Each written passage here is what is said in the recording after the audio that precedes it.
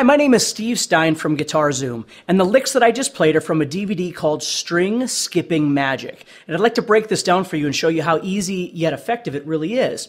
What I did was I created a jam track that uses A minor, F, C, and G.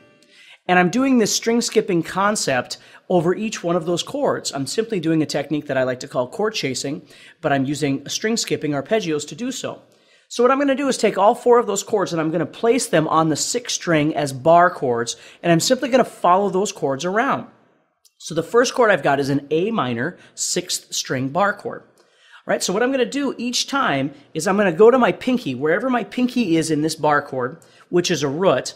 That's where my arpeggio is going to start. So in this case, I'm going to create a minor arpeggio, which I discussed with you exactly what it is and how it works. I'm going to be starting with my middle finger on the 7th fret of the 4th string, and then I'm going to go over here to the 5th fret with my first finger of the 3rd string, and then I'm going to go to the 9th fret of the 3rd string with my pinky. And then I skip over a string, which is where it gets its name, of course. And I'm going to play the 5th fret of the 1st string and the 8th fret of the 1st string as well. And I'm going to use my first finger and my ring finger to do so. So the pattern looks like this. That's what a minor string skipping arpeggio looks like. Now what I want to teach you how to do is to make this really, easy and effective for yourself so you can start using it right away. So what we're going to do is we're going to play the first note, we're going to pluck that note, and then I'm going to go to the 5th fret with my first finger, and this time what I'm going to do is I'm simply going to hammer to the 9th fret. So I have, and then I'm going to go down to the 1st string and I'm going to hammer from 5 to 8. And then I'm going to do a pull-off back to 5, so it looks like this. And then I'm going to head back to the 9th fret and do a pull-off from 9 to 5. And then back to the root. So I'm simply doing pick, pick, hammer, pick, hammer, pull-off, and then pick, pull-off, and then pick again. What I really want you to think about as you're trying to play this arpeggio is basically every time you go to a new string, you have to pick it to start the string to vibrate, okay? From there, we're just doing hammer-ons and pull-offs as necessary. Now, the next chord that comes up is an F chord. So what I did was I took that F and simply went up an octave.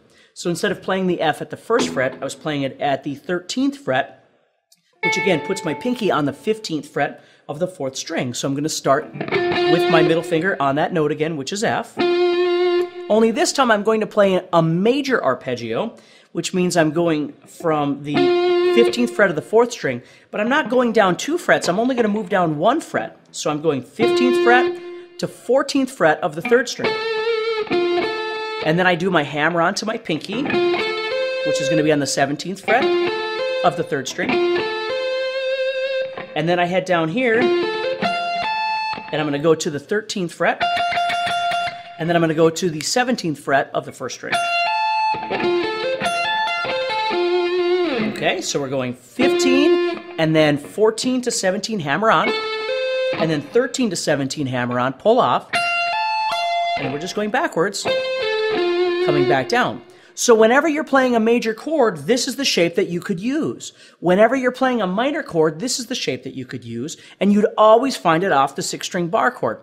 Now, there are a host of other ways that we can find string skipping arpeggios, and I'm going to show you a bunch of those as well in the DVD, but this is a really nice, easy way of starting this. Okay, the next chord I had in my sequence was a C, so I find my C 6th-string bar chord, find where my pinky is, and boom. Now that shape that I'm playing right there looks exactly like the F shape, except I'm down here on C. See?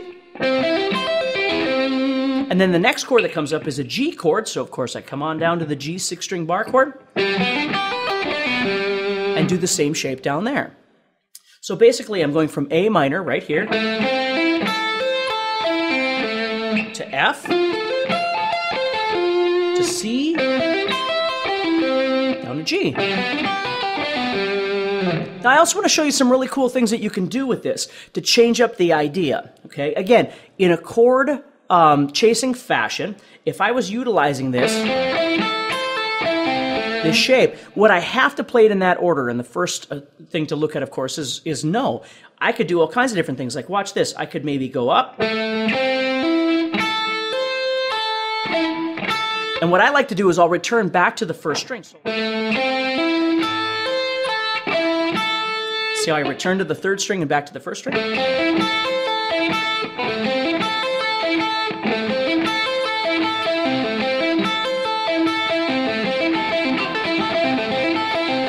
So you can make all kinds of different shapes by simply playing the outsides of this.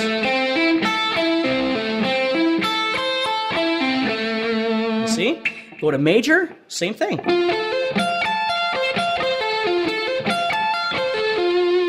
So, needless to say, we could start exploring, and we will, different shapes within that, okay? The last thing that you can do with this, which is really neat, is you can start implementing notes inside this shape.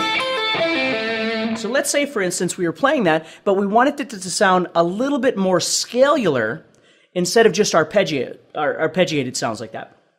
So what I'm going to do is, instead of just playing 7, 5, 9, maybe I'll add 7 on the third string as well.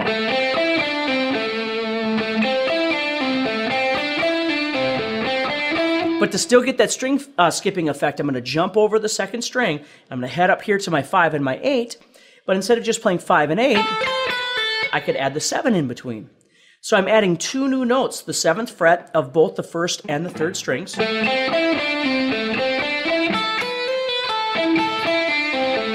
Okay, now what's really cool about that is I'm adding 7 and 7, which lines up with my root. So it's really easy visually to see.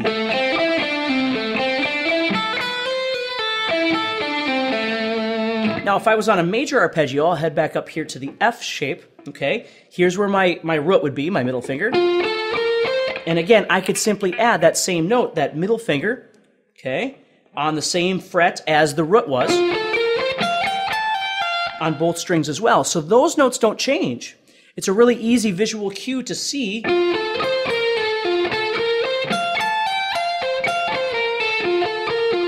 how to add those notes in. You see? So when I get done with this outside arpeggio shape and adding in those inside notes, you really wind up with a scale sound. See, it's pretty cool. So if you wanted to just keep it chordal,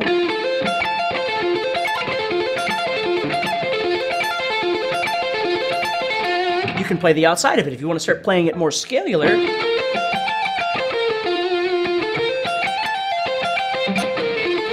there's all kinds of cool things we can do to add those notes in between. The other really neat thing that you can do with this is you don't necessarily have to play it as a speed lick. It doesn't necessarily have to be fast. You might be playing over a chord,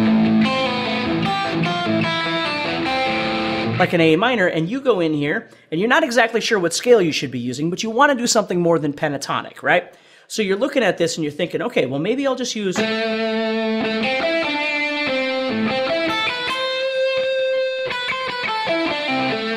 So you can use it in a soloing sense too, where maybe it doesn't sound like that.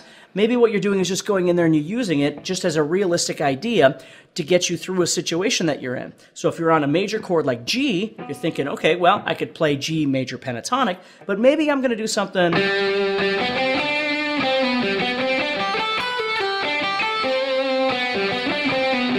You see? So I'm simply meandering through the shape to create some other kinds of sounds as well. There's a whole host of cool tricks that we can do with this idea, and I'm going to show you how to do it all in a free DVD called String Skipping Magic. Plus, you're going to get a downloadable tab book so you can easily follow along and you'll know exactly which notes to play on the fretboard. Also, you're going to get a jam track, so as soon as you learn the lick, you can apply it immediately to your own playing. But we're only giving away this free DVD for a limited time, so get yours now while they're still available.